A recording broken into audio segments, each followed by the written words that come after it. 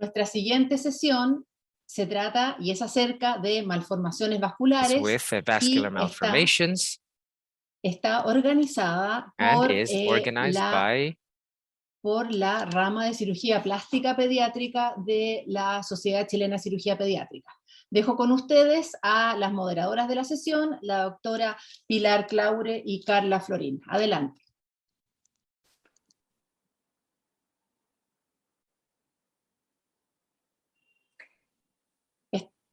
Está silenciada Pilar. Ahora sí. Muy buenos días a todos. Muy contenta de compartir con ustedes este nuevo bloque. Vamos a dar inicio al bloque de malformaciones vasculares. Sabemos que las malformaciones vasculares abarcan un gran espectro de patologías que son de evolución y de diagnóstico muy difícil. Y por lo tanto se nos ha hecho cada vez más complicado tener un consenso en cuanto al tratamiento especialmente. Pero durante los últimos 10 años ha habido grandes avances tecnológicos, especialmente con el tema de las imágenes, que hemos podido avanzar mucho. Han aparecido nuevos marcadores histoquímicos, hemos tenido además nuevos medicamentos que vamos a ir viendo más adelante, y también se han ido actualizando las clasificaciones en cuanto a las anomalías vasculares. Y es por eso que vamos a seguir la modalidad mostrando algunos casos que son transversales, no solamente incluyen la cirugía plástica, sino también hay muchas patologías de estas que son manejadas por los cirujanos generales en provincia, y vamos a discutir. Es importante que participen, que nos muestren y nos comenten sus realidades, y también vamos a ver qué dice la literatura y la evidencia con respecto a estas patologías.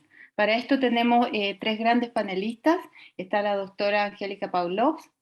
Ella es cirujano plástico infantil del Hospital Roberto del Río. Está la doctora Vivian Suárez, cirujano plástico infantil del Hospital Gustavo Frique de Viña del Mar. Y está el doctor Alejandro Zavala, cirujano general del Hospital Clínico de la Universidad Católica.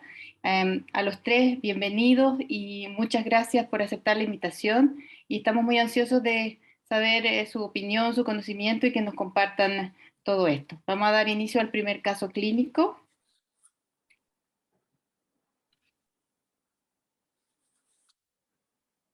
Este es un paciente lactante de 4 meses de edad. Desde el nacimiento presenta una lesión en la región frontal, como una mancha rosada, pero que con los meses ha ido evolucionando a una coloración rojo brillante, con un aumento de volumen y bien delimitada. La mamá refiere que desde 2 días atrás apareció una pequeña zona blanquecina central, pero sin sangrado activo.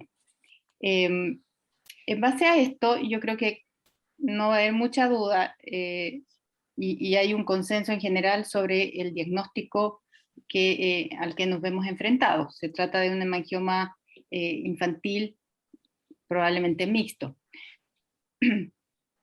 Pero la pregunta es, ¿cuál sería su conducta como primera opción terapéutica? A, manejo conservador y control cada mes. B, inicio de propanolol. C, tratamiento con láser. D, corticoides. O E, plantean directamente una cirugía. Al público, hagan sus votaciones desde este momento. Bueno, como dice la doctora Claure, parece claramente un hemangioma de la infancia. Tiene la historia propia de un inicio prodrómico de la lesión, que puede ser una pápula, una mácula eritematosa, o algunos parten con un emblanquecimiento de la zona antes de partir con el crecimiento hemangiomatoso propiamente tal. Hay que tener presente que los hemangiomas de la infancia tienen una clasificación según si son superficiales, planos o profundos, y mixto, que en este caso da la impresión de que fuese un hemangioma mixto, pero tiene ahí una cosita como una tendencia a ponerse un poquito costrosa en el centro, que da un poquito de susto que se empezara ya a ulcerar.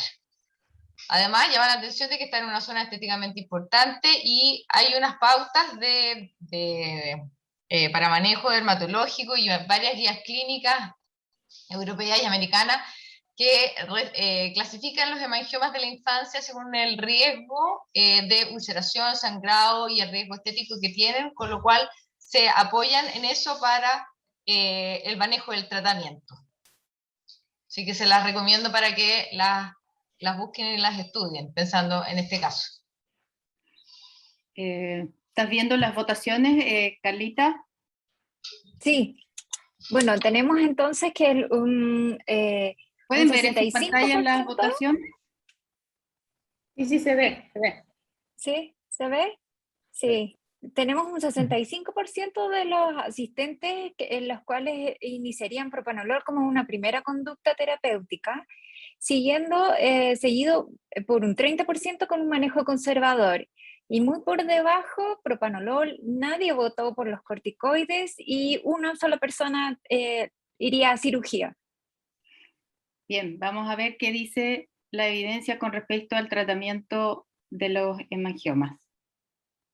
Este es un artículo interesante publicado en el eClinical Medicine en agosto del 2020.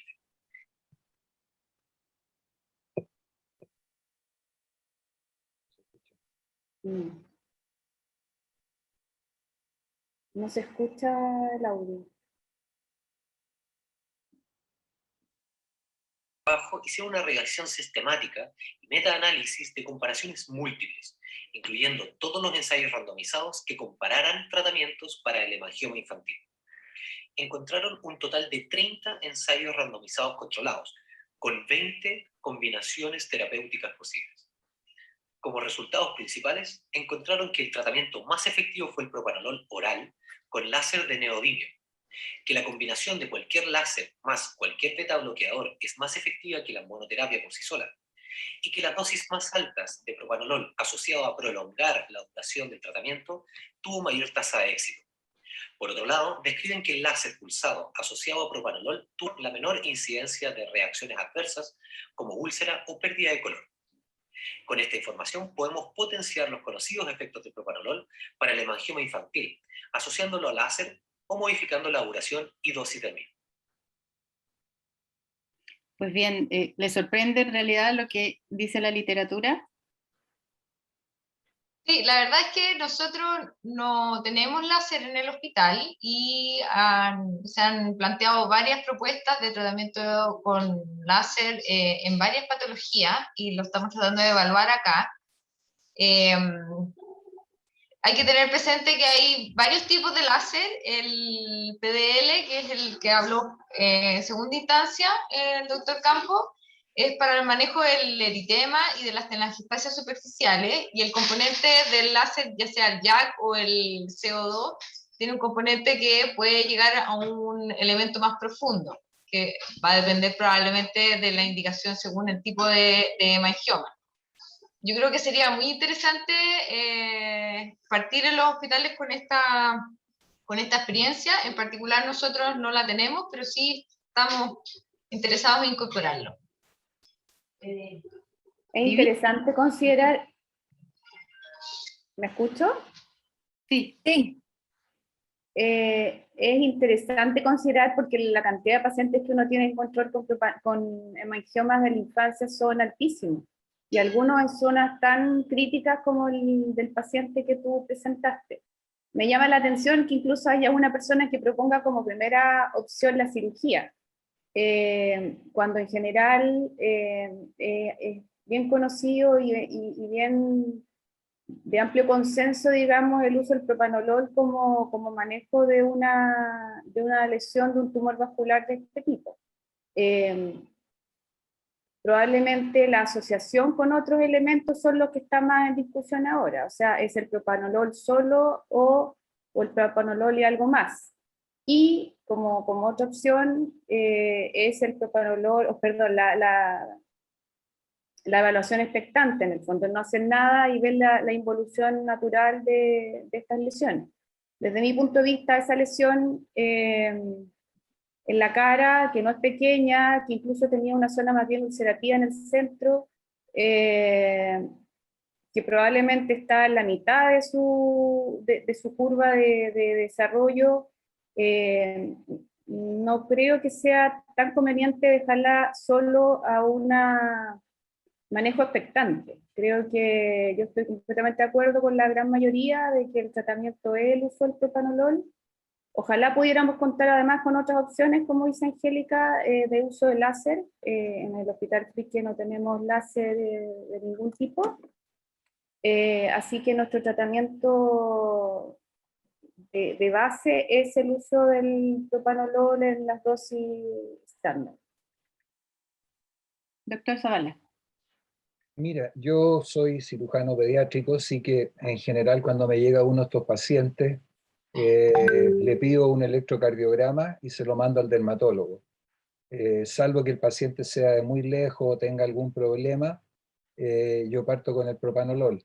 Pero los dermatólogos son probablemente una de las especialidades que más maneja las malformaciones vasculares, ya que la gran mayoría tiene estigmas cutáneos, saben mucho de malformaciones, y yo trabajo muy a la par con ellos, porque en el fondo es muy importante, y hoy en día esta especialidad no, pero esta área de trabajo nuestro se ha transformado en una cosa de genética, se ha manejado una cosa, digamos, de marcadores. Ya es importante la clínica, sin lugar a dudas, pero hay una parte que los diagnósticos se consiguen solamente con biopsia y con estudios genéticos. Y por lo tanto los dermatólogos para mí es mi primera fuente de consulta. Estoy de acuerdo que para mí esto no es quirúrgico en ningún caso en esta instancia y probablemente en ninguna. Y yo, antes de usar el láser, que el láser tiene varias particularidades, no cualquier láser, hay que tener mucha experiencia con el láser, si no puede dejar lesiones y puede dejar complicaciones mayores, sobre todo en una zona como está ahí. Sí que de todas maneras uno partiría con el propanolol, vería la evolución y probablemente de acuerdo a la evolución uno decidiría en hacer alguna otra cosa más. Pero por ahora yo usaría solamente propanolol. Y en centros donde no se pueda contar un tratamiento con un tratamiento interdisciplinario, no tengan dermatólogo, en general el cirujano es el que se ve enfrentado a manejar estas patologías. Por ejemplo, Vivi nos contaba que en el caso de ellos en Viña, ellos tratan a los pacientes, ¿cierto? Sí, nosotros los dermatólogos prácticamente no los manejan, algunos se atreven con algún tópico como con timolol. La verdad es que los resultados que nosotros hemos visto no son buenos y la mayoría terminan llegando a los cirujanos con la indicación de operarlo. Y nosotros lo recibimos y no lo operamos, y sin embargo ajustamos las dosis, le damos propanolol oral, hacemos una evaluación pre-medicamento en el fondo o con la opinión de un cardiólogo o con electro preinició el tratamiento y lo seguimos nosotros. La verdad es que si no andarían dando vuelta, la verdad. Hay una conducta probablemente más generalizada de no hacer nada, de apoyarse en la involución natural de la enfermedad, y con ese argumento no se hace nada, pero la verdad es que esperar 1 año y medio en lesiones importantes que están en zonas estéticas relevantes o en zonas que son posibles de ulcerar, no vale la pena esperar tan pasivamente cuando, a pesar del propanolol, no es un medicamento 100% inocuo, no tenga la opción de intentarse el tratamiento. ¿Y alguno de ustedes que ha tratado con propanolol lo ha hecho por más tiempo? Porque el paper refiere mejores resultados después de un tratamiento mayor a 6 meses. La verdad es que nosotros no tenemos un protocolo estandarizado, lo vamos definiendo un poco según las necesidades y el tipo de lesión, la ubicación de la lesión, la sintomatología, etcétera, pero por lo menos lo tratamos 1 año una vez iniciado el tratamiento, en dosis de 2 miligramos por kilo y 3 veces al día.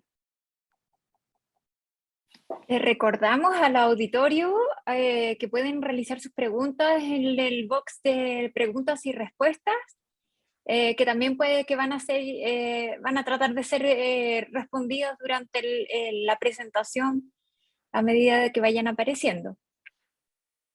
Bueno, Tenemos una pregunta. Sí, hay una pregunta ahí con respecto al láser. Hay que tener en presente que el procedimiento puede ser doloroso y que tiene sus desventajas desde el punto de vista pediátrico.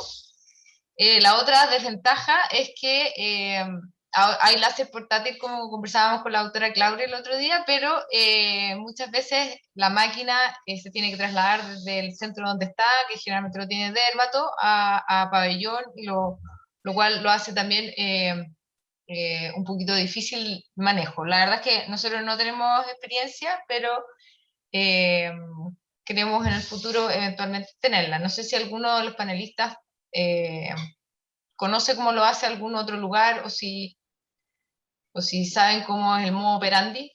No, yo no Niños, conozco. no, yo tampoco. Esa inquietud nos surgió en base al manejo de cicatrices que se hace con láser y los excelentes resultados que hemos visto. ¿Cuánto vale una máquina Prox en un intento de una cosa más personal con la doctora Espinosa? Doctora Espinosa, se nos ocurrió la idea de eventualmente comprar una máquina de láser y poderla hacer circular por los centros pediátricos, ya que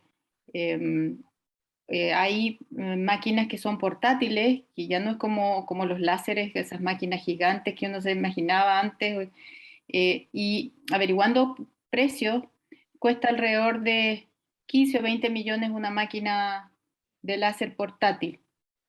Y obviamente se tiene que combinar en caso de los niños con sedación, pero los resultados, especialmente en el caso de cicatrices con láser CO2 pulsado, o ahora que estamos viendo el tratamiento con láser para los hemangiomas, no está lejos. Yo creo que es algo que podría venir en el futuro y tenemos que estar un poco atentos a eso y ver si se puede implementar en alguno de nuestros hospitales, porque tampoco es el costo tan alto como para abortarlo. Yo tengo algunos pacientes que se han manejado malformaciones capilares con muy buenos resultados. Tengo un par de pacientes con malformaciones venosas en el contexto de un síndrome linfático venoso capilar, como un Klippel-Trenaunay, que han tratado algunas venas superficiales, también con láser, con buenos resultados. Pero hemangiomas clásicos, digamos, hemangiomas infantiles con láser, ninguno, personalmente. Bueno, y además, por la edad, en el paper describen incluso tratamiento de láser en niños menores de 6 meses. O sea, sí, es harto. Bueno, aquí estamos. Es un artículo interesante. Así estamos con la... Perdón. Vamos a pasar al siguiente caso, para no atrasarnos. Este es un recién nacido que nace con una tumoración violácea en la región glútea izquierda, que no fue detectada en ecografías prenatales. La tumoración glútea mide 9,5 centímetros por 7 centímetros, está bien delimitada, es de coloración violácea, de consistencia semidura, gomosa, no dolorosa, sin crepitación ni ulceraciones. Los genitales externos en el labio mayor izquierdo se ve aumentado de tamaño, para que vean en la próxima diapositiva.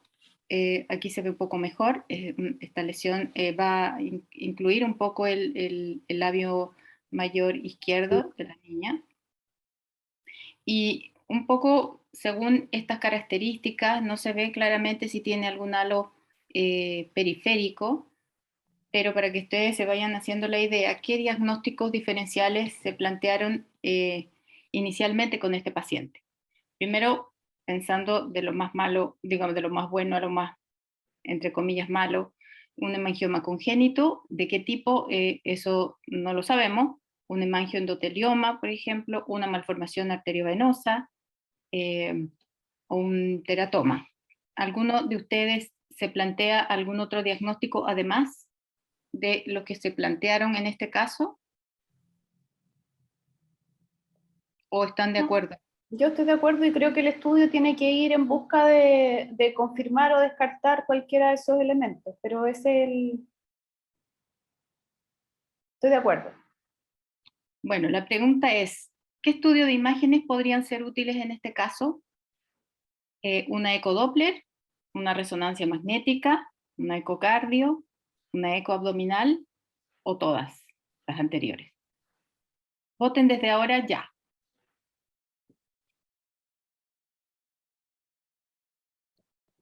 Pilar, yo creo que es bien importante lo que tú nombraste, este halo que tienen habitualmente los hemangiomas congénitos, que es un halo medio morado alrededor, que es bastante característico. Y también es importante los antecedentes obstétricos, saber si el niño tenía algún grado de insuficiencia cardíaca o algo, porque a veces estas lesiones capturan tanta sangre que producen problemas cardíacos ya en el intrauterino. Eso como concepto general, digamos. Exactamente, como dato general, vamos a contarles después si es que tenemos ya las respuestas. Y como pueden ver, un 58% votó por todas las anteriores. Un 25%, seguido por un 25% con ecodoppler y seguido por una resonancia magnética. Pero es súper importante, como lo comentó el doctor Zavala, que nadie votó por ecocardio o ecoabdominal. Bueno, pensemos que también dentro de la alternativa de todas las anteriores estaban incluidos todos los exámenes. Pero igual llama la atención. Y yo creo que también es importante exámenes de sangre de esta guagua. Lo que habíamos pensando, si es que fuese un hemangioendotelioma, es muy importante descartar o evaluar si tiene un síndrome de Casa-Valverde asociado. Exactamente. Entonces, eso nos falta. Bueno, se le hizo una ecodoppler que muestra una lesión heterogénea, sólida, con vasos arteriales, pero que tienen bajo flujo en su interior. Una resonancia magnética que muestra una lesión que está bien definida, de 7.2 por 7 por 1.2, hiperintensa en T2, hipointensa en T1, y que ocupa todo el tejido celular subcutáneo del glúteo izquierdo. Tiene una vena de drenaje central, pero respeta la hipodermis y la fascia del glúteo mayor. Por lo tanto, es bastante bien delimitado. Laboratorio, plaquetas, pruebas de coagulación normales, para que en el fondo de alguna manera vayamos descartando de que se esté haciendo algún fenómeno de tipo Casa-Valverde. Ahí es importante, yo con este niño hubiera partido haciéndole un ecodoppler de la lesión, un ecocardiograma sin lugar a duda y una ecografía abdominal. Esos hubieran sido los 3 exámenes, más las pruebas de coagulación, un dímero D, un fibrinógeno, un TTPA y un TP. Estos niños hacen atrapamiento plaquetario, pero solo 2 de estas patologías hacen atrapamiento plaquetario, que son el hemangioendotelioma y algunos Rich, o alguna hemangioma congénito. Y también pueden hacer el fenómeno de Casa-Valverde, que es un poquito más complicado que el puro tratamiento de plaquetas, ¿cómo se llama? Los hemangiomas en penacho, los hemangiomas en penacho y específicamente los hemangioendotelioma caposiformes. Esos hacen, sin lugar a duda, Casa-Valverde bastante complejos. Pero en realidad se discute lo de Casa-Valverde, pero porque uno es atrapamiento de plaqueta y lo otro es el Casa-Valverde propiamente tal, con anemia microangiopática, con fibrinolisis y todo el tema. Sí, está descrito en los hemangiomas Rich, especialmente este atrapamiento plaquetario, pero está descrito en forma transitoria, alrededor de 1 a 2 semanas ceden en forma espontánea. Eso lo haría un poco, la intensidad en el fondo haría un poco la diferencia. Voy a pasar a la siguiente para que ustedes vean que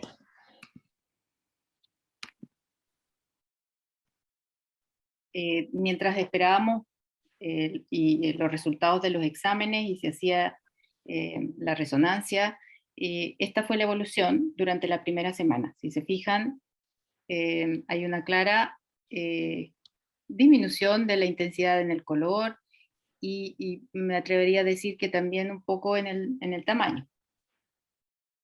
¿Qué opinan ustedes? O sea, se ve una disminución prácticamente completa, o sea, en términos de las primeras imágenes que mostraste, cambia la coloración, cambia, me imagino que la textura, porque se ve otro brillo, el volumen, o sea, la evolución ha sido evidente, como en general se ve en los hemangiomas congénitos, o sea, en Rich principalmente, donde prácticamente la clínica es la que nos va a llegar mucha más información, teniendo en cuenta todas las consideraciones que dijo el doctor de lo importante es descartar esos otros diagnósticos que son los más relevantes dentro del diagnóstico diferencial. Exactamente. Y en base a eso, si están ya como más seguros del diagnóstico, solo viendo las fotografías y teniendo estos antecedentes, la segunda encuesta en relación a este caso sería, ¿qué conducta realiza con todos estos antecedentes? ¿Ustedes le harían una biopsia? Cuando en marcador GLUT1, ¿tendrían una conducta expectante o partirían con propanolol? Para el público, desde este minuto pueden empezar a votar. Y mientras tanto, podríamos ver si dentro de las preguntas que hay en el auditorio, no puedo ver las preguntas.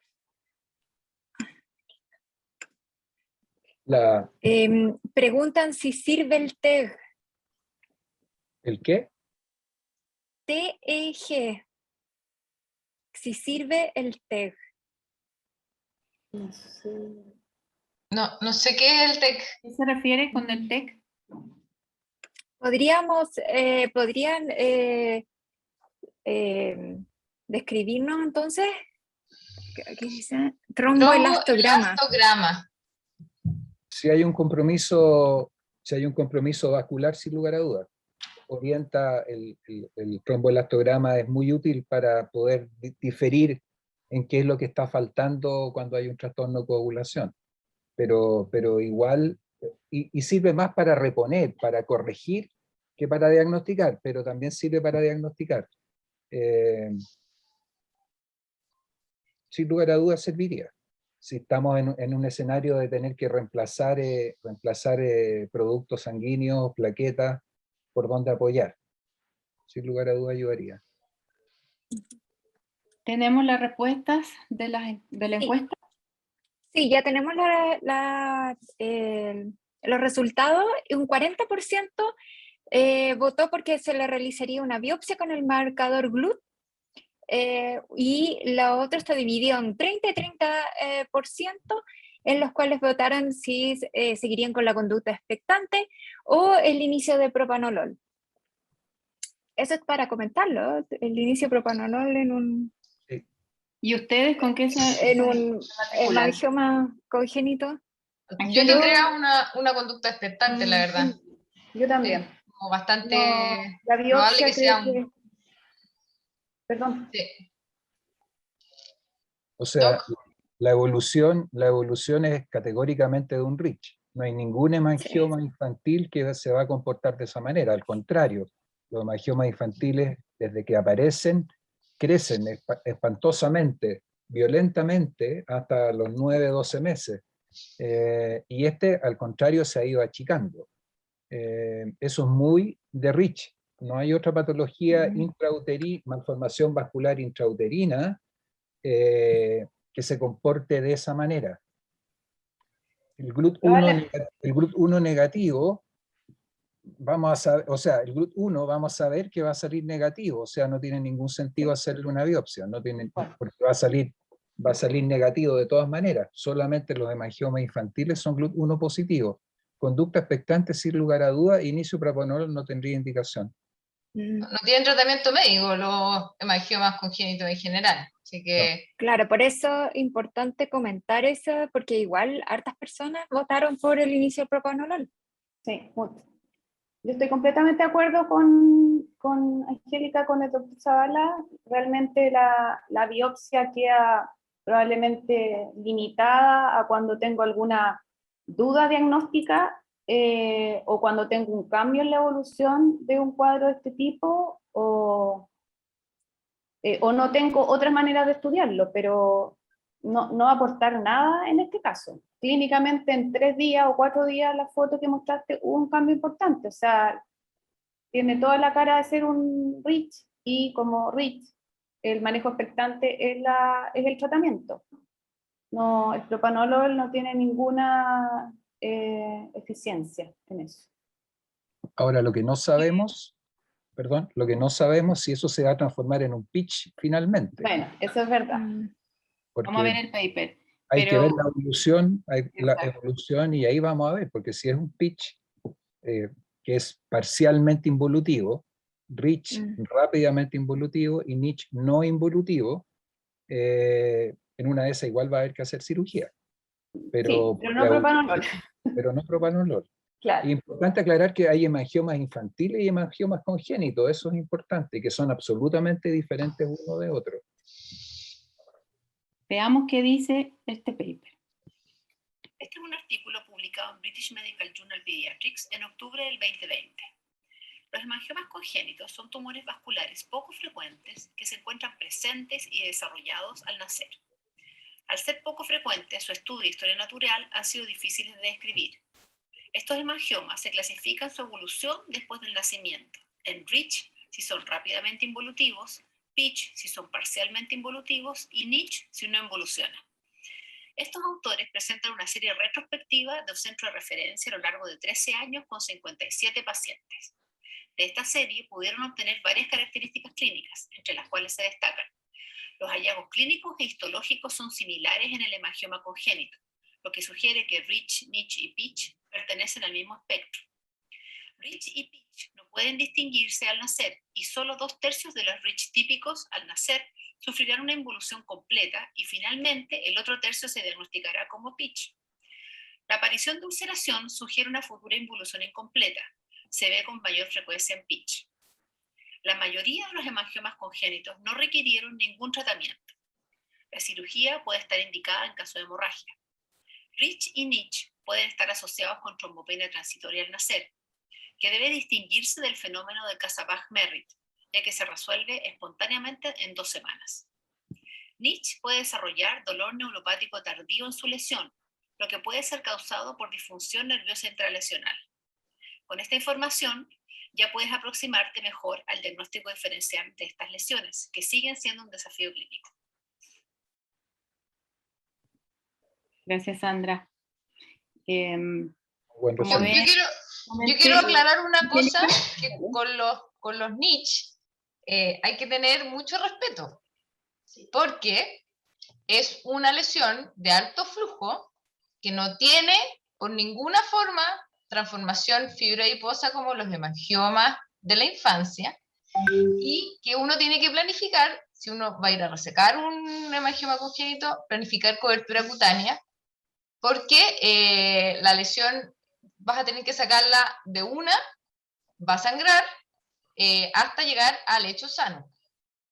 Eso, quiero dejarlo ahí. pero ¿cómo diferenciarías clínicamente un rich de un niche? O de un pitch. No, los niche largo plazo. se operan porque en el periodo preescolar siguen ahí, pues. Punto. La evolución, un poco para fines docentes, para que la gente tenga claro, y de repente solamente escucha niche, rich, pitch, y es como, ¿qué es esto? Lo definió muy bien Sandra en el video, pero es básicamente la evolución la que también nos orienta. Uno puede inicialmente pensar que un hemangioma es un rich, y durante la evolución dejó de involucionar. Y estás a lo mejor frente a un pitch, que es Claro. tiene una parcial involución. Es muy Sí, importante. una pregunta. Perdón, Sí, dale. doctor. Es muy importante las primeras 2 semanas.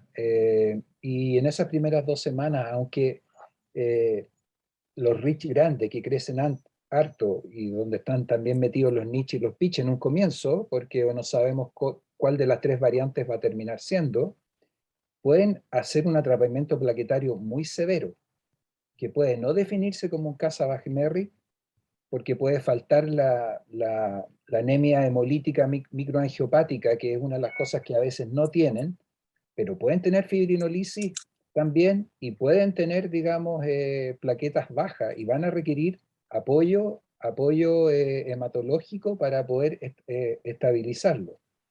Lo sí característico, como tú decías, Pilar, y aparece en el video, que después de las 2 semanas, la gran mayoría va mejorando.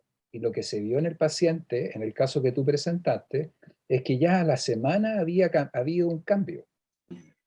Y sin duda, si uno se va a meter porque el paciente está sangrando por todos lados, lo ideal en ese niño que no es entrar directamente a la cirugía, primero porque va a ser una cosa muy terrible, digamos, y hay que tratar de ver si una angiografía o una embolización nos pudiera ayudar a por lo menos frenar el flujo de esa lesión cuando esto se descontrola. No siempre se puede porque a veces son niños chicos, son recién nacidos y los vasos son pequeños y no es un vaso, habitualmente tienen varios vasos. Pero ese es el camino en los pitch, ¿ya? O en los rich que se comportan mal, pero el rich tiende a mejorar, así que el rich hay que ser muy cauto, por eso las 2 primeras semanas hay que estar encima y habitualmente estos pacientes tienden a mejorar. Bueno, Hay una pregunta del auditorio que es de cuánto tiempo esperan para decidir realmente si es rich pitch o niche. antes de responder eso, Carlita, quería mostrarles la evolución de este paciente. Al 6º mes de vida y al 9º mes de vida, vean la franca involución. Así no queda duda básicamente de que se trataba de un hemangioma congénito tipo Rich. ¿Quién Yo quiere? creo que Angélica. no, la conducta hay que observarlo durante idealmente el primer año, no tomar conducta quirúrgica antes de eso, más o menos.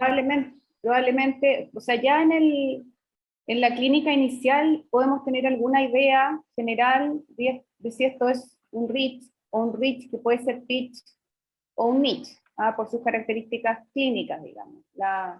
El rich o pitch pueden ser más lobulados, más grotescos, más abollonados, más tumorales. En cambio, el niche es una placa más bien plana, como la que describía la Angélica. Pero efectivamente, como la evolución es distinta, generalmente el rich puro o el que va a ser rich empieza a involucionar mucho antes. A la segunda, 4ª semana ya es un cambio importante en la regresión de la masa. Si la involución es parcial, dentro de ese año, que es más o menos el tiempo que termina de involucionar, se asume como que es un pitch. Y niche es el que nunca cambió, es el que, y que también probablemente se va a definir dentro de ese margen del año. Y también decir que la cirugía no es que esté así prohibida, digamos, frente a un hemangioma congénito, pero que sí es muy posterior y probablemente tiene que ver con la secuela, con el daño estético, con el dolor neuropático, con otros elementos que sí puedan ser la condicionante para poder hacer, sí hacer, digamos, un manejo quirúrgico, pero eso es posterior. O en la ulceración, en el sangrado, como decía usted. Gracias, Vivi. Bien, vamos a pasar al siguiente caso. Estamos estamos cumpliendo bastante bien, Carla, los tiempos para no quedarnos atrás con los casos que se quieren mostrar. Espero que haya tenido un poco más de claridad esto, que en general para muchos es como desconocido el reach, niche y pitch. Se ha graficado bastante bien y ustedes lo han explicado perfecto. Este es un tercer caso, un paciente con una eco prenatal de 30 semanas de vida, que a nivel submandibular y cervical derecho se observa una tumoración sólido-quística que no tiene flujo al Doppler, y por lo tanto se decide hacer una resonancia fetal a las 32 semanas, mostrando claramente una masa lobulada, amplia en toda la región facial, que se extiende hasta la región cervical, con alta sospecha de compromiso de la vía aérea. Por lo tanto, en este minuto, con estos antecedentes, ¿cuál sería su conducta inicial para cuando nazca el niño? Conducta expectante para ver cómo se comporta y si tiene en el caso alguna dificultad respiratoria o no por compresión de la vía aérea. Esperar el nacimiento y evaluar la vía aérea con intubación y o traqueostomía. Esperar el nacimiento y evaluar la conducta quirúrgica o directamente plantear un nacimiento por EXI. Desde ahora voten ya. ¿Quién se matricula con su respuesta? Levante la manito. De los panelistas. O si alguno ha tenido alguna experiencia también con algún paciente. Yo levanto la mano. No voy a dar mi respuesta porque si no voy a estar contestando la encuesta directamente, pero una cosa importante a considerar con ese hallazgo es poner a ese niño dentro de una categoría, lo que se llama el síndrome de Caos, que es un acrónimo en inglés para obstrucción de la vía alta superior congénita, ¿ya? Y dentro de eso uno tiene varias alternativas. Esto puede ser una malformación linfática, que son muy frecuentes en esa zona. Puede ser una malformación linfático-venosa, que suelen asociarse. Puede ser un teratoma, ¿ya? Y cada una de ellas tienen diferentes comportamientos, pero fundamentalmente el teratoma, tiene un comportamiento bien especial, así que por eso me aguanto un poco la respuesta final de qué es lo que yo haría, pero yo creo que eso es importante para contestar esta respuesta, digamos. Intrauterino, la verdad es que salvo que la guagua esté con algún sufrimiento, uno solamente tiene que hacer conducta expectante. No sigo, me aguanto. ¿Tenemos la votación? Sí, ya tenemos los resultados de la votación y tenemos que la mayoría con un 52%, bueno, mayoría relativa, 52%, votó por un nacimiento por EXIT, seguido por un 42% de esperar nacimiento y evaluar vía aérea, ya sea con una intubación y o traqueostomía. Y un 6% esperar el nacimiento y evaluar conducta quirúrgica. Y la conducta expectante como alternativa no tuvo ningún voto en esta oportunidad. Están todos muy bien ubicados, ¿eh? Bueno, yo pienso que la conducta expectante, digamos, si la guagua está bien en forma intrauterina, es lo que hay que hacer. Y planificar un éxito. Yo creo que esa es la respuesta de todas maneras. Porque cuando son teratomas, las lesiones son grandes y si están comprimiendo la vía aérea, eso va a ser muy difícil una intubación, muy difícil. Cuando son solamente patología linfática y no tienen un componente venoso y uno no ve nada sólido en la resonancia, uno podría, pero así todo yo creo que el nacimiento por éxito es obligatorio. En esos casos la intubación orotraqueal es más sencilla.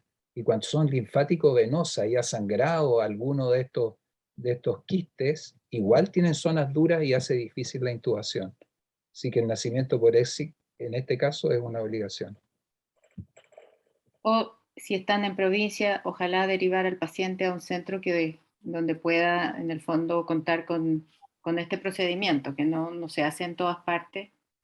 Y en el peor de los casos, obviamente prepararse para una eventual traqueostomía, ¿cierto? Exacto. Ahí está en relación con una pregunta del público también, que en la cual preguntan si hay algún hospital público que haya hecho nacimiento por EXIT y qué hospitales públicos tienen equipo o un programa de EXIT que ya esté listo.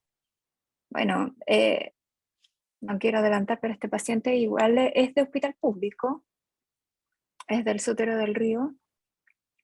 Tenemos otra respuesta de que el Hospital de Valdivia también ha hecho EXIT. Veamos qué dice la literatura con esto. Este es un artículo interesante publicado en Journal of Pediatric Surgery en septiembre del 2018. Las masas cervicales perinatales pueden tener un desenlace fatal al producir compresión de la vía aérea.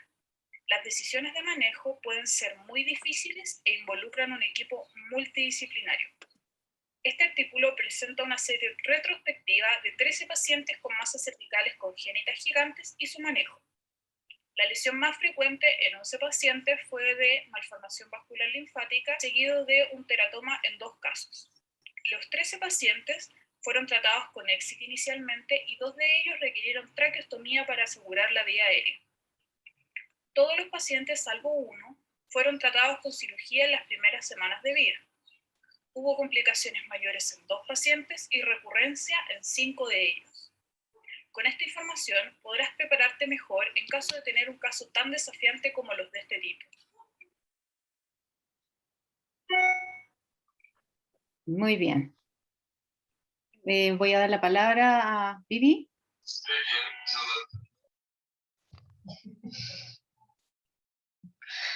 Yo no he participado nunca en un EXIT, la verdad. No sé si el doctor Zavala nos quiere contar, o la Vivi. Vivi había pedido la palabra. Estás silenciada, Vivi. Perdón.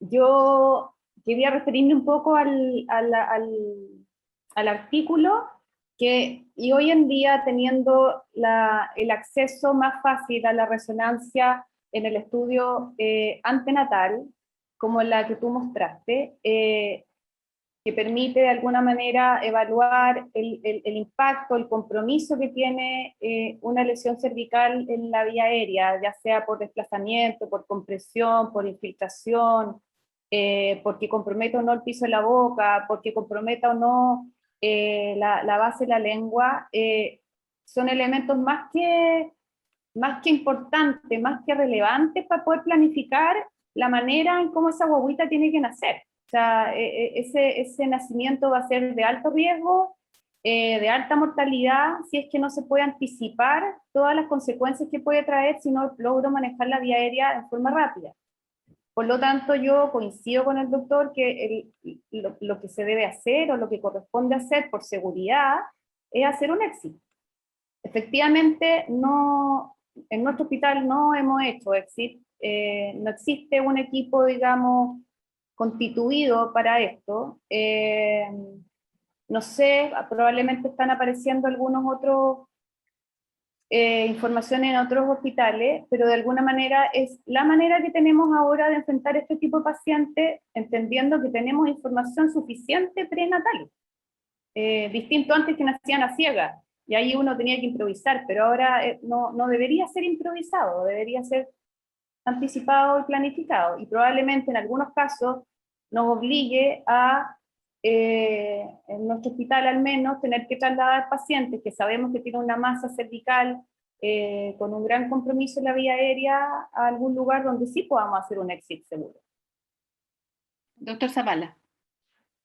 Sí, empezamos hace harto tiempo con EXIT en la Católica, y la verdad es que el EXIT es como una planificación sin la magnitud de los siameses, pero tiene que haber una coordinación muy importante con los anestesistas, con los obstetras. Nosotros habitualmente incorporamos además un otorrino y nosotros. Y hay un pauteo de tiempos que uno se puede tomar para la intubación. Y el problema del exit, que exit perfecto no siempre se consigue. Y el exit perfecto es cuando no filtra nada de líquido amniótico. Porque cuando empieza a filtrar líquido amniótico y se descomprime el útero, se comienza con el alumbramiento. Y cuando se desprende la placenta, se corta la irrigación al feto. Por lo tanto, que dicen que el éxito uno puede estar 2 horas operando, eso es para casos muy particulares, muy puntuales, y que sea un exit perfecto. Sin lugar a duda, como dijiste, Pilar, si el niño tiene esto, tiene que ser derivado a un centro donde se pueda hacer.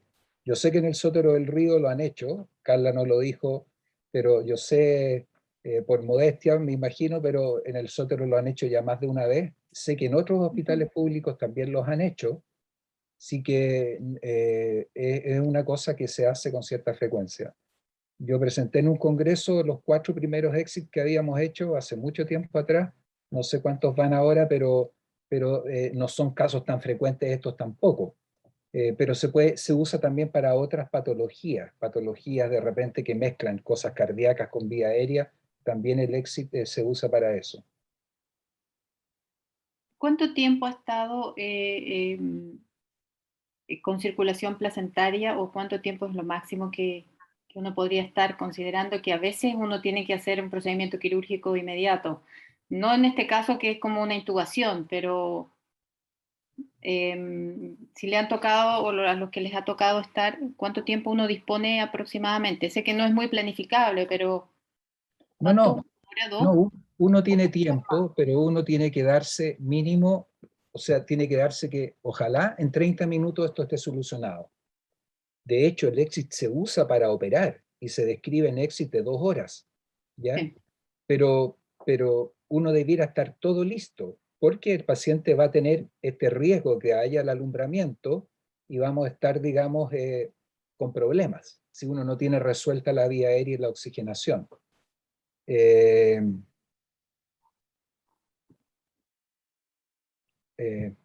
Yo creo que es importante la planificación y que esté todo bien ordenado y que cada uno sepa sus tiempos. Y la otra cosa, tratar de que no haya mucha gente en pabellón, porque siempre entra mucha gente, los fotógrafos, todo.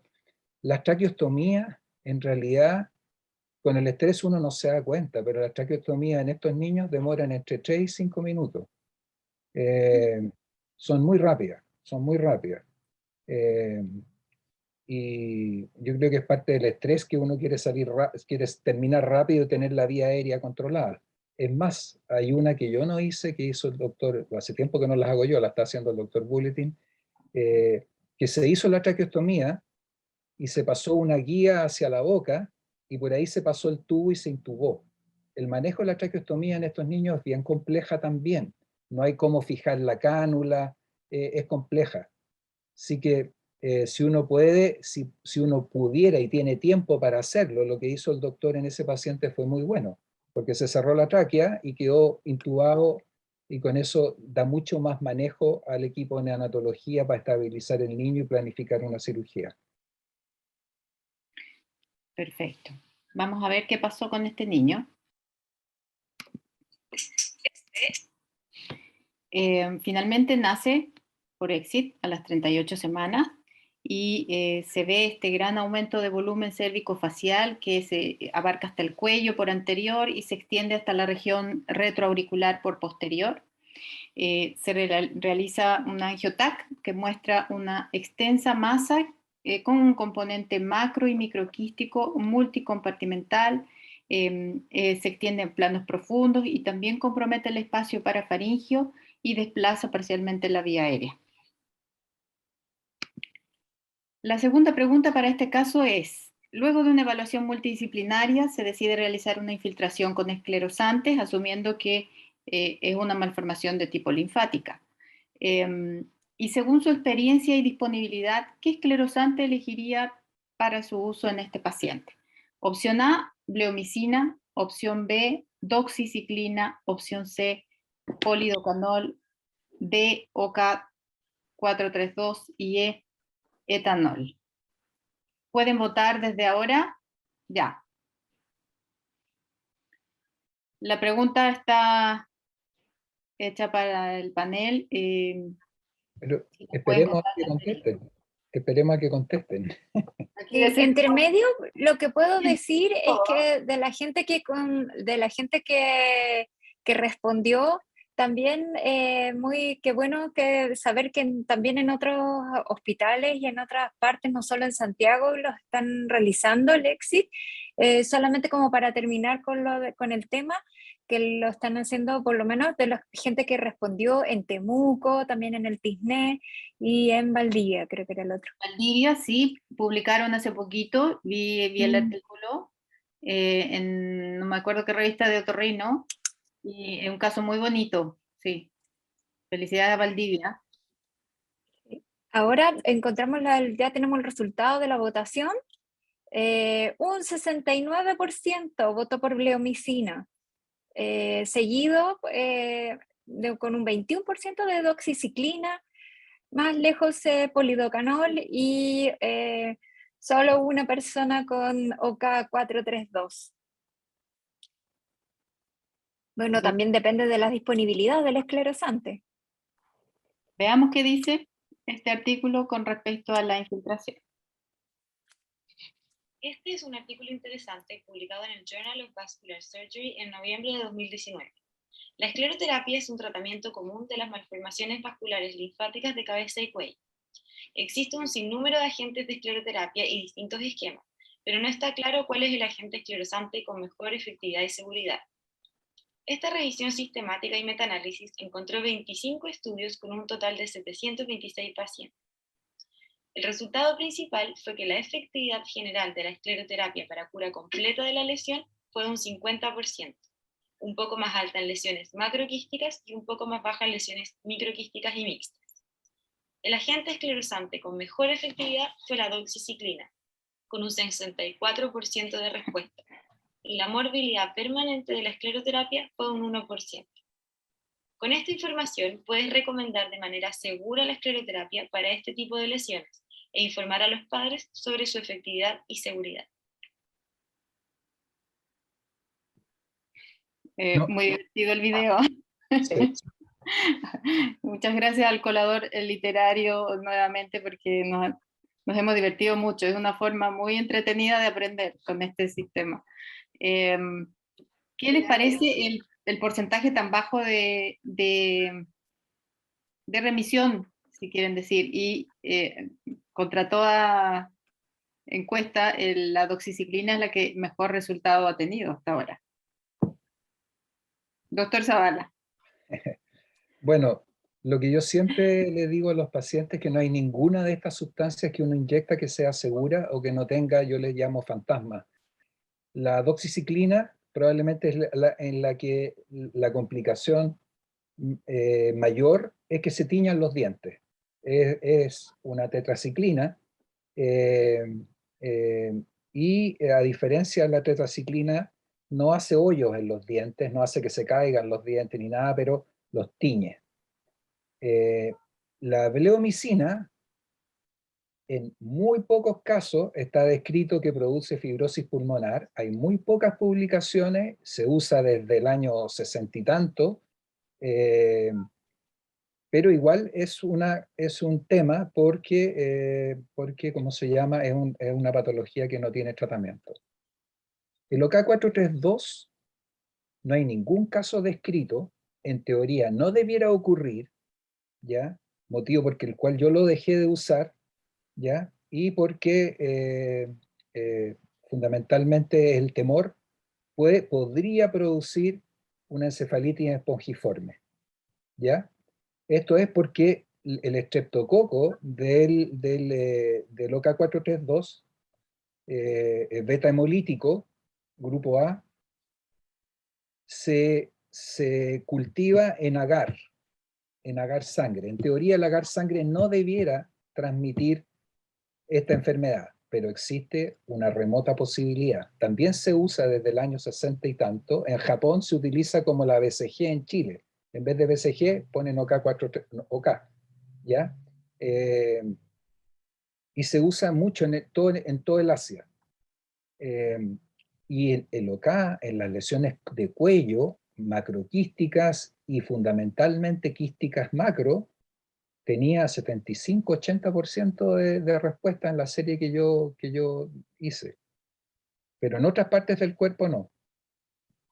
La bleomicina funciona en todas las partes del cuerpo y es muy buena, es espectacular, pero tiene ese fantasma. El alcohol en un recién nacido es terriblemente peligroso porque el alcohol quema todo y no se limita a la lesión donde tú estás inyectando, traspasa. Además, si pasa a la sangre puede producir problemas serios en el riñón. Por lo tanto, nosotros prácticamente no usamos, no usamos alcohol, independiente de la edad del paciente. Sé que en otras partes se hace y es lo clásico en adultos. Nosotros usamos polidocanol con bleomicina, con doxiciclina, polidocanol con doxiciclina. Y usamos solamente la bleomicina en pacientes que tienen lesiones fundamentalmente venosas. En lesiones fundamentalmente venosas usamos bleomicina, pero en todo lo que es linfático usamos polidocanol con doxiciclina. El polidocanol es un alcohol suave, se usa para las varices, tiene muy pocas complicaciones, es muy seguro, y lo que hace es limpiar el endotelio de esta lesión, sacarle la grasa que puede haber encima y permite que la doxiciclina actúe directamente sobre la lesión. Y por eso lo usamos juntos. ¿Y polidocanol solo lo ha usado? Lo hemos usado también, lo hemos usado en lesiones chicas, en algunas lesiones chicas en labios, en algunas partes de la cara donde no hay mucho que poner porque la lesión es chica, hemos usado solo polidocanol. No sé si el resultado es tan espectacular, o sea, el resultado yo te diría que es como 50% con el polidocanol solo. No es más que eso. Doc, ¿y cómo genera la espuma? No siempre lo ponemos como espuma, pero la espuma se genera o con agua o con ¿cómo se llama? Con aire. Con aire, con agua o con aire. Uno pone 2 jeringas con una llave de 3 pasos y pones polidocanol en una y aire en otra. Entonces inyectas aire y pasa a través de la llave y vuelves a inyectar y haces ese juego. Se hace un juego y se forma la espuma. Y esa espuma es la que puedes usar en la infiltración. Yo hace mucho tiempo dejé de hacer yo la escleroterapia porque en el equipo hay una radióloga intervencional que es su especialidad. Tengo la gran ventaja de tener varios especialistas que me ayudan en esto. Y ella siempre los inyecta primero con Ipaque para ver cómo se distribuye el contraste, hasta dónde llega y qué toma. Y eso ayuda mucho a hacer un mapa de la lesión y uno poder entender bien la lesión. Yo los inyectaba solo con ecografía, pero ella los inyecta siempre con ecografía y con rayos. Sí, y con rayos. Sí. Sí, eso yo lo estoy haciendo, pero con bleo. Con bleomicina estamos haciendo aquí, ya llevamos 4 o 5 parece. Pero con bleo. Partiendo con la infiltración de medio contraste para ver si estamos abarcando todas las lesiones que se muestran en la reso y distribuir después el volumen de bleo. ¿Y también con visión ecográfica? Sí, con ecos y rayos. Eco y rayos, ok. Eco rayo ya de 3 pasos, identificar los lóculos con ecografía, después ver que estoy dentro poniendo un poquito de medio contraste, bispaque, y después aspiro un poco y pongo la bleomicina y veo que se disminuye la concentración del bispaque dentro del lóculo, o los lóculos. Perfecto. Vivi, ¿quieres hacer algún comentario? Vamos a contar un poco como la realidad que tenemos en el frique. Nunca hemos podido realmente constituir un equipo interdisciplinario, no ha sido bien difícil entusiasmar a los ecografistas o a los radiólogos, así que no hemos podido hacer muchos casos. Los casos que hemos hecho han sido en linfangiomas de moderados a pequeños, generalmente macroquísticos, y hemos ocupado doxiciclina. Y más o menos hemos requerido unas 2 o 3 sesiones por niño. Yo creo que nuestra remisión en porcentaje de volumen probablemente es como un 60 o un 80%. No hemos tenido, que yo recuerde, un paciente con una remisión completa. Pero no tenemos experiencia con otro tipo de esclerosante. Una nota de cuidado, sí, que estos pacientes hay que seguirlos a largo plazo, porque un porcentaje importante recurren en el tiempo. Uno ve que se resolvieron en un 90% o que se resolvieron en un 100% incluso, y vuelven 8 años, 7 años después con una lesión similar a la que tenían previamente. Tengo una niña que yo la recibí a los 15 años, una niña que la esclerosaron con bleomicina en un hospital cuando ella tenía, ¿cómo se llama?, 2 meses. Empezaron a esclerosarla, la esclerosaron miles de veces, la operaron, y la niña estuvo bien 4 o 5 años, y después ha estado en una pobre tragedia, digamos, de múltiples escleroterapias, porque es absolutamente irresecable la lesión que tiene. Ahora con la rapamicina uno tiene alguna otra cosa que hacer, pero la verdad es que es Vamos a ver con la bastante... rapa, vamos a ver más ratito.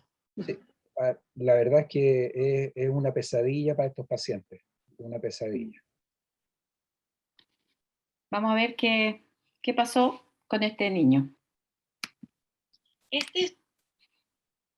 2 meses post infiltración con bleomicina. Si se fijan, una muy buena respuesta al tratamiento con bleomicina. Así que va a continuar su tratamiento, pero era un poco para mostrarles que sí responden, no completamente, necesitas más infiltraciones. La pregunta posterior va a ser, en otro caso, ¿cuántas infiltraciones podríamos hacer con bleomicina sin tener o aumentar el riesgo de tener alguna lesión pulmonar? Pilar, ahí hay un punto. La bleomicina no puedes pasar de 4 miligramos por kilo, porque si pasas ese número, independiente si le pusiste una dosis al mes, o la otra al año, la otra a los 4 años y la otra a los 20 años, van a tener una fibrosis pulmonar sí o sí. O sea, si uno pasa los 4 miligramos por kilo, o llega a los 4 miligramos por kilo, más bien dicho, esa persona va a tener una fibrosis pulmonar sí o sí. Ese es el riesgo de la bleomicina. No es que no se pueda usar, pero hay que usarla con mucho cuidado. Pero también están descritos casos con dosis terapéuticas. Igual. Sí, ese es el problema, porque el problema es la idiosincrasia. Hay medicamentos, tú te puedes tomar un paracetamol y te produce una tremenda reacción, y a otra persona no le pasa nada.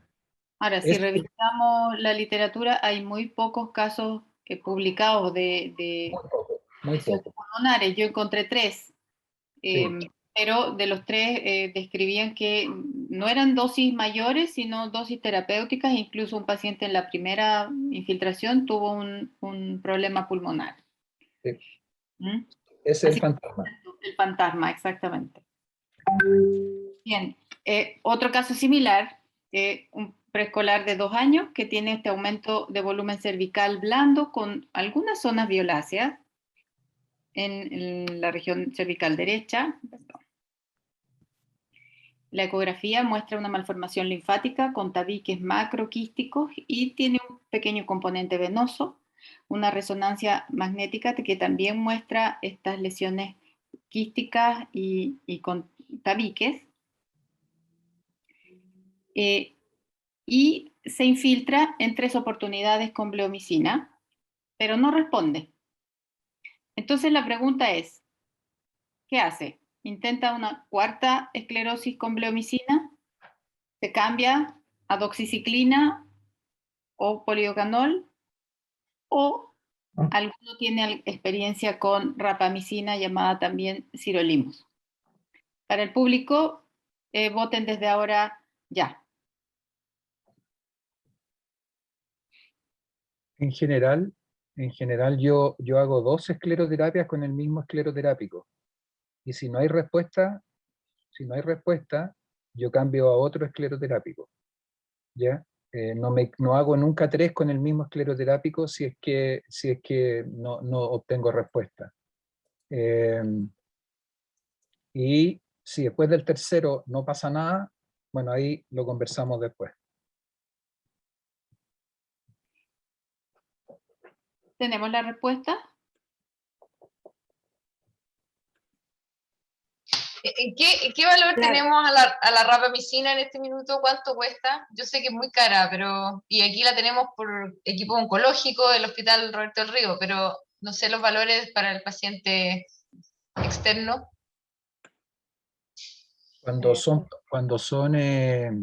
pacientes FONASA pueden entrar por la parte oncológica y no es tan caro, pero cuando son pacientes ISAPRE es una pesadilla, porque el tratamiento de un mes puede salir entre 500.000 y 1.000.000 de pesos, dependiendo del tamaño y el peso del paciente. Así que no deja de ser un tema. Muchos pacientes la traen de Argentina y de España, donde sale bastante más barata. Pero es un tema, sin lugar a dudas es un tema. Bien. Ahora ya tenemos el resultado de la votación. Tenemos que un 42% tomó la opción de la doxiciclina, seguido por un 31% de rapamicina. También el 23% con esclerosis con polidocanol y un 4% con una cuarta esclerosis con bleomicina. Bien, les cuento qué pasó con este paciente. Se inició tratamiento con rapamicina y evoluciona rápidamente con esta disminución del tamaño de las lesiones. ¿Ah? Veamos qué dice la literatura con respecto a la rapamicina. Este es un artículo interesante publicado en el Journal of Vascular Surgery en enero del 2020. Existen muchos tratamientos distintos para tratar las malformaciones vasculares: sustancias esclerosantes, agentes sistémicos y tópicos, cirugías, etc. Los inhibidores de mTOR, como el sirolimus, han sido usados por algún tiempo con resultados promisorios. Esta revisión sistemática y metaanálisis incluyó 2 ensayos randomizados controlados, 2 estudios prospectivos no randomizados y 69 series de casos, con un total de 373 pacientes. Sirolimus fue muy efectivo en tumores vasculares complicados con fenómeno de Casa-Bach-Merry, reducción del tamaño de malformaciones vasculares y mejoría clínica en malformaciones linfáticas. Esta evidencia nos impulsa a seguir estudiando los efectos del sirolimus, especialmente en pacientes con coagulopatía. Sin embargo, la baja calidad y la heterogeneidad de los estudios no permiten aún llegar a conclusiones definitivas. Gracias, Consuelo. Si bien tiene un nivel de evidencia alto el artículo, no hay, dentro de la revisión, hay baja calidad en cuanto a las publicaciones. Y es relativamente nuevo. ¿Alguno de ustedes tiene más experiencia con rapamicina?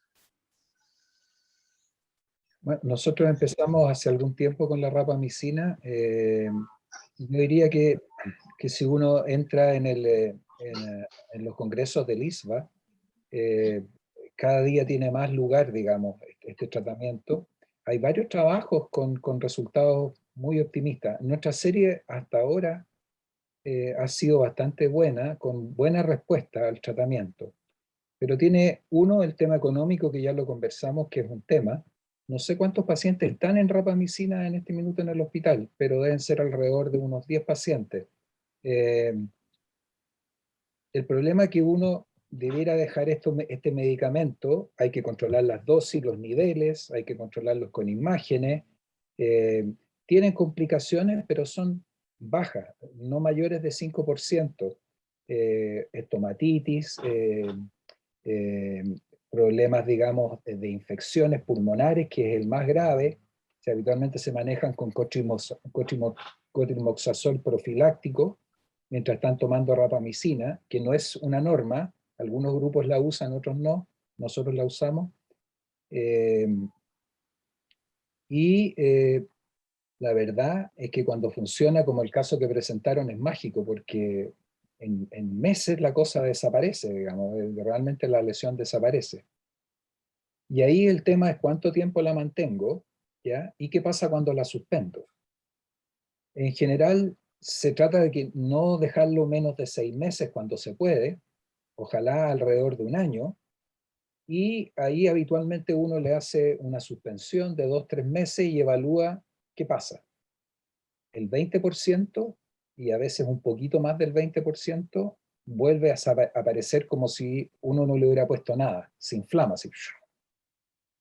Y hay sí, dependiendo de qué tipo de malformación, las linfáticas son las que mejor responden, las venosas responden muy bien, las capilares responden bien, pero con diferentes grados de efectividad. Las linfáticas serán alrededor de un 89-88%, las venosas alrededor de un 85-80%, las capilares también lo mismo. ¿Cómo se llama? Las fístulas arteriovenosas o malformaciones arteriovenosas no responden. Esas no responden, pero todas las demás responden. Nosotros la hemos usado en linfática venosa, en niños que están bajo el tema de Klippel-Trenaunay, que es una malformación vascular combinada linfática venosa capilar con sobrecrecimiento, y a veces no.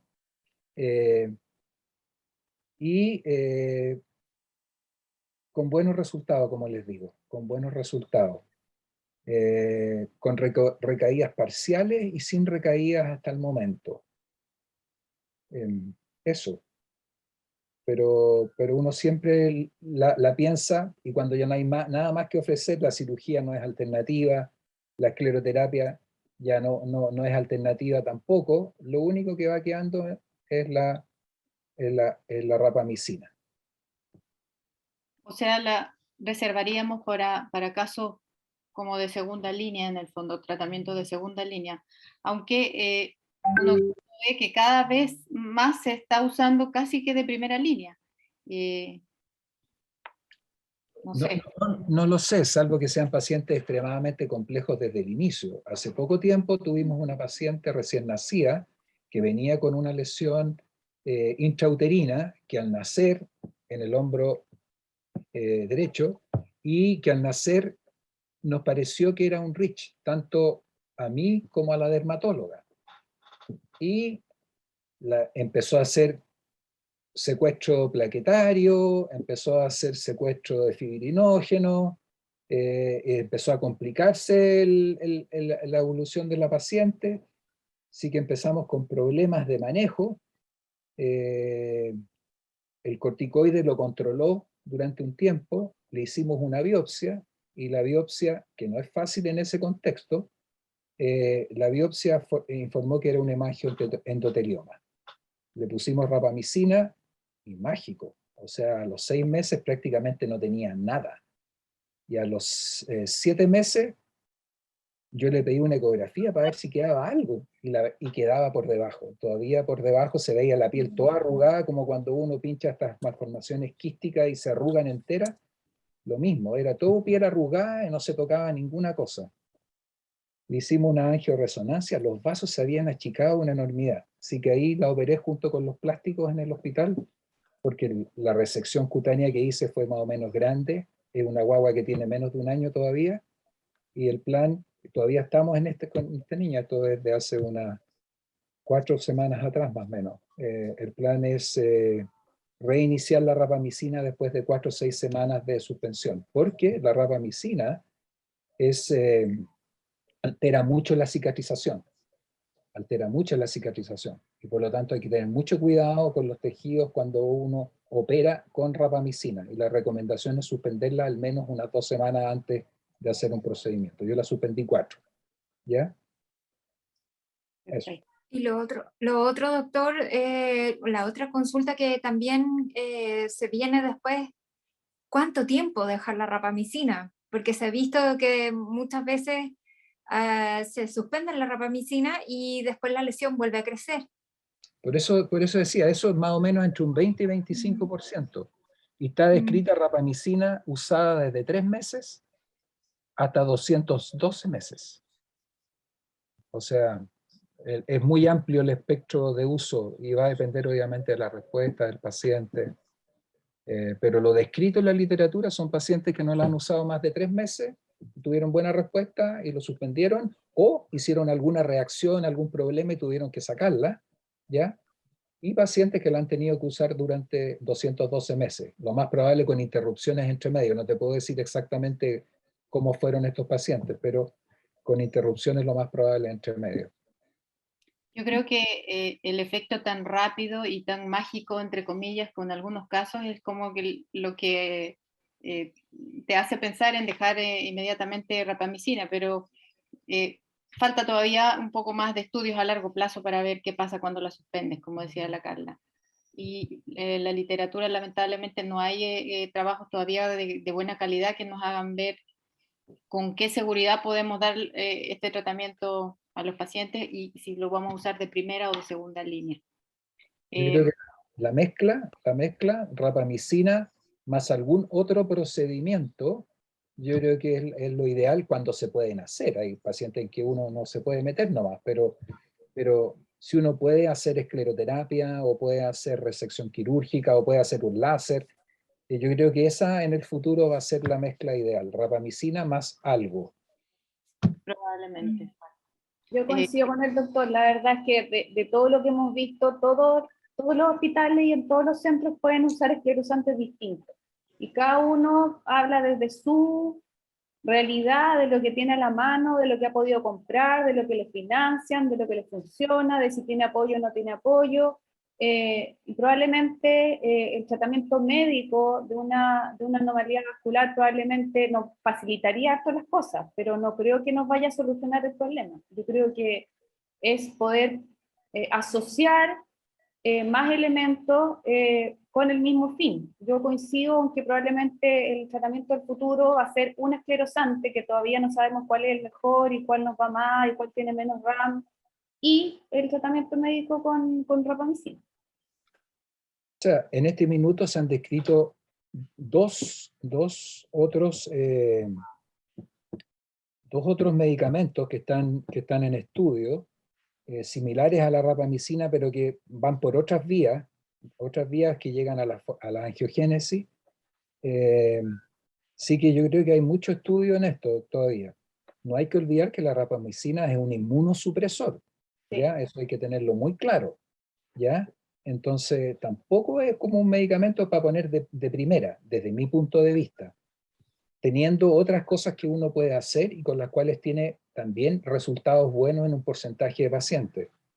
Así que por eso para mí, personalmente, todavía es un medicamento que uno debiera usar, salvo que sea un niño que nace con una tremenda malformación. De hecho, tenemos un niño con una de estos Klippel-Trenaunay, malformación vascular combinada linfático-venosa capilar, horrible, y en este momento ya tiene 3 años esa niñita, y sin la rapamicina esa niñita no estaría viva. Sí ha estado hospitalizada por infecciones, sí ha tenido sus problemas, tampoco la ha sacado gratis, pero no estaría viva. Gracias, Doc. Se nos está acabando el tiempo, así que nos queda el último caso. Tal vez no vamos a poder comentarlo mucho, pero para que no se pierda, en el fondo, el video y el caso, que también es interesante, se los vamos a pasar un poco más rápido. Es un escolar de 8 años con dolor muscular en el muslo derecho, que aumenta con el ejercicio, y presenta un leve aumento de volumen en la zona. Al examen hay un cambio de coloración discreto en el muslo, pero no hay una gran asimetría. La resonancia muestra una lesión líquida, hiperdensa, intramuscular y muy bien circunscrita. La pregunta es, ¿qué tratamiento realizaría con estos antecedentes al paciente, asumiendo que es un tipo de malformación linfática, de características venosas? Escleroterapia con polidocanol, con bleomicina, o plantearía una cirugía de inicio porque la lesión está bien circunscrita y se la puede resecar, o combina ambas. Se repite un poco la pregunta sobre qué tipo de esclerosante, y ya sabemos más o menos sus preferencias y en el fondo sus experiencias, pero ¿podrían, después de lo que hemos visto, alguna otra opción?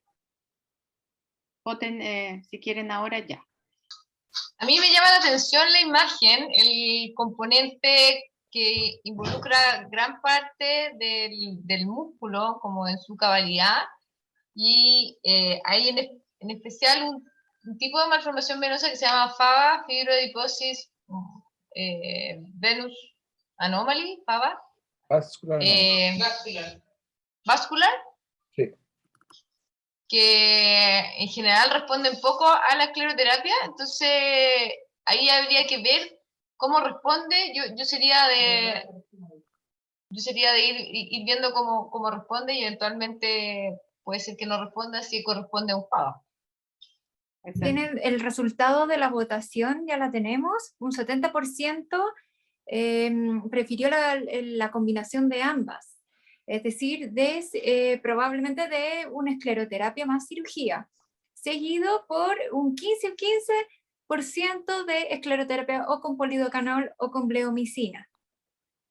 Perfecto. Les muestro qué pasó con este paciente. Se hizo 3 escleroterapias con polidocanol y finalmente, claro, se hizo la combinación de ambas, la cirugía con una resección completa de la lesión. Para los que no tienen experiencia con el polidocanol, les vamos a mostrar brevemente un artículo que muestra sobre los efectos del polidocanol. Este es un artículo interesante publicado en Dermatology Therapy en septiembre de 2017. Existen muchos tratamientos distintos para las anomalías vasculares, esclerosantes, agentes sistémicos, tópicos, cirugía, entre otros. El polidocanol es un agente esclerosante relativamente nuevo, con resultados promisorios. Esta revisión sistemática y metaanálisis incluye 19 ensayos clínicos randomizados controlados, con un total de 1.514 pacientes. Los autores concluyeron 3 cosas. En primer lugar, el polidocanol tuvo mejor efectividad que cualquiera de los otros agentes estudiados, a excepción de la bleomicina A5. En segundo lugar, el polidocanol, combinado con otro agente, tuvo mejor efectividad que tratamientos independientes. Y por último, el polidocanol tuvo la menor tasa de efectos secundarios comparado con todos los otros agentes. Con esta información, podemos recomendar usar polidocanol de manera segura, posiblemente combinado con otro agente, para obtener la mejor efectividad. Un poco lo que habíamos conversado anteriormente, el polidocanol asociado a otro esclerosante tiene muy buen efecto, como el doctor Zavala nos estaba comentando que lo usa con doxiciclina, también se puede usar con bleomicina. No sé si alguien tiene experiencia como, aparte del doctor Zavala, en combinar el polidocanol. No, yo no tengo experiencia con polidocanol todavía, pero ya estamos pensando en incorporarlo. Sí. No, Pili, nosotros tampoco. Tengan cuidado porque acaba de salir una nueva ampolla de polidocanol que está disuelto en alcohol absoluto. Me pasó en la última escleroterapia y la verdad es que no lo usamos porque no viene en la especificación cuánto alcohol absoluto tiene, ¿ya? Así que ojo con eso. No sé si en el hospital cambiaron el proveedor o no sé cuál fue la razón, o derechamente cambiaron. Una receta magistral, doc. ¿Ah? ¿Ustedes lo mandan a hacer como receta magistral? No, viene una ampolla. ¿Se puede mandar a hacer con una receta magistral? Ah, no, sí, pues, sí, se puede. Sí. Del 3%, sí. Sí, lo que pasa es que ahora estamos en ese estudio, digamos. Bien. Terminamos. Este es un artículo interesante. Para finalizar, más, estamos ya como en el tiempo. Muchas gracias a todos por su participación. Espero que esta actualización les haya servido un poco más para tener más opciones terapéuticas con estos pacientes. Sabemos que no hay nada 100% efectivo, que hay que actuar como equipo multidisciplinario y que también tenemos que saber que a veces tenemos que derivar los pacientes y si no tenemos las condiciones, ojalá el paciente se pueda tratar en un centro con más experiencia. Muchas gracias a los panelistas, muchas gracias también a ti, Pili, por toda la organización y también a los organizadores del evento. creo que ya estamos ya para darle el pase a Sandra. Gracias a todos. Pues muy bonito. Gracias. Este modelo, Gracias. creo que llegó para quedarse, como dijo el doctor Casal en la primera charla, porque realmente es muy dinámico y es muy entretenido seguir esta dinámica. Así que muchas gracias por la invitación. Bueno, les agradecemos a la rama de cirugía plástica pediátrica por su excelente bloque de malformaciones vasculares, y con esto damos por finalizada nuestro primer día de estas jornadas de evidencia en cirugía pediátrica, lo que debo saber hoy. Hoy hemos discutido y hemos analizado ciertos temas relevantes en nuestra práctica, como son la apendicitis aguda y las malformaciones vasculares, y hemos revisado la evidencia en contraste con nuestra experiencia. Y además hemos escuchado esta excelente charla del doctor Andrew Ibrahim, que yo creo que da para revisarla, ¿cierto? Porque hay harto que reflexionar al respecto.